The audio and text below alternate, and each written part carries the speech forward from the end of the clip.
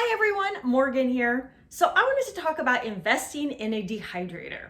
So I think dehydrating is one of the greatest ways to start preserving your own food.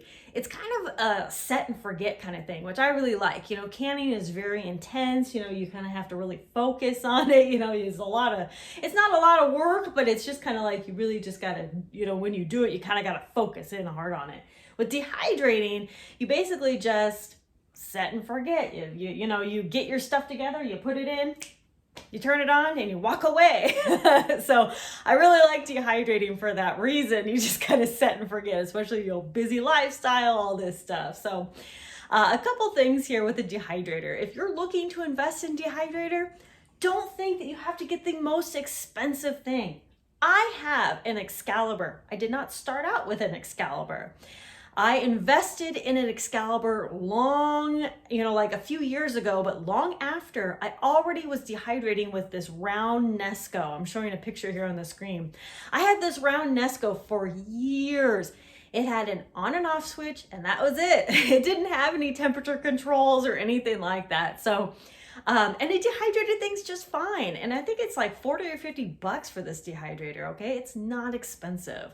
However, if that's even out of your budget, I totally understand, okay? We all have our budgets and things that we can and cannot afford. So if you're looking for something, like maybe used, you could go to the thrift stores, Goodwills, things like that. And maybe you have to be a little patient, but you could also put like an ad out on Craigslist and say, hey, I'm looking for a dehydrator. Somebody may, say, hey, I have a dehydrator I'm selling. You never know. You really never know, okay? So, look on the used sites and at thrift stores, garage sales, all these places, and you may have to be a little bit patient, to find something used. But, my friend on Instagram, she goes by Our Simple Family.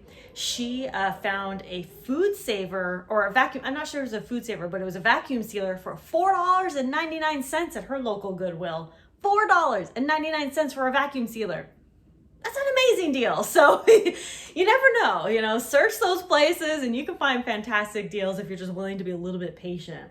I invested in this Excalibur long after I had that Nesco for a while, and I just really wanted to kind of up my game a little bit. Like, I was really comfortable with dehydrating, and I was like, you know what, I wanted more trays, I wanted something bigger, and that's it, something with temperature control. It is nice to have the temperature control, I'm not gonna lie.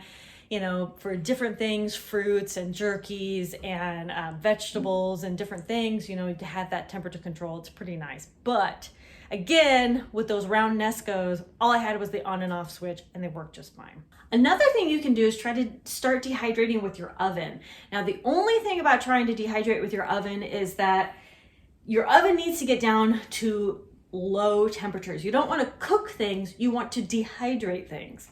So let's look at mine, see how far mine will go down.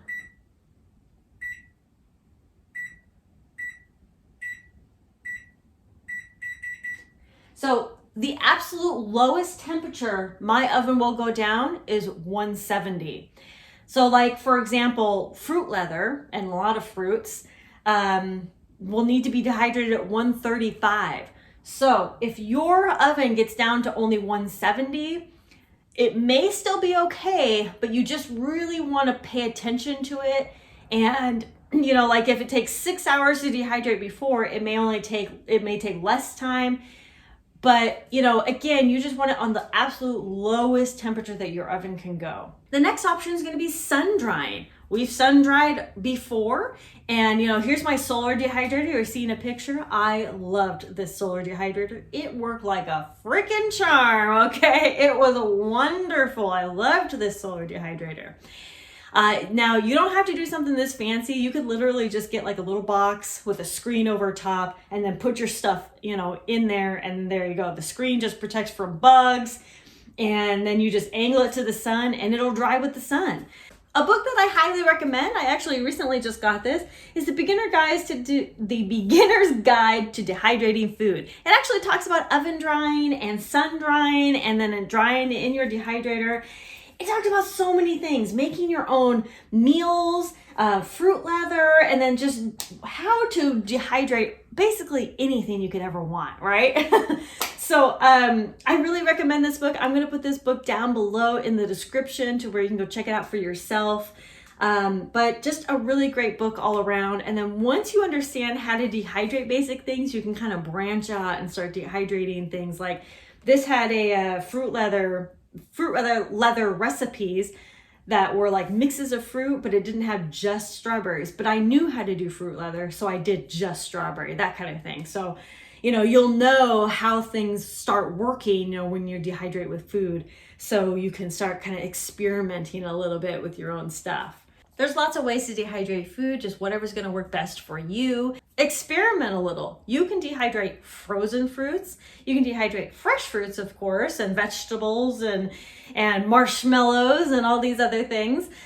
You can dehydrate so many ways. You can also, I've heard, I have not done this personally, but you can also dehydrate canned stuff. So you can take like a can of corn, throw in the dehydrator and dehydrate that. So you can dehydrate from many different ways and many different sources, not just fresh stuff, but also frozen stuff. That's almost primarily how I dehydrate. I just take frozen stuff out and then throw it in there. It's nice and prepared in the frozen stuff, so I don't really have to do anything. I just literally take it out of the package.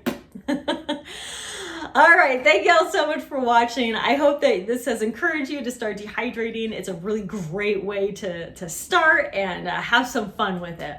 Start preserving some of your own foods and make your own meals with your dehydrated stuff. Be sure that you're subscribed because I'm going to be having a ton more dehydrating videos, especially things from that book. I'm going to be trying out a whole bunch of stuff. So be sure you're subscribed and to check out those dehydrating videos. Thank y'all so much for watching. Conquer tomorrow by preparing today. I'll talk to you later. Bye.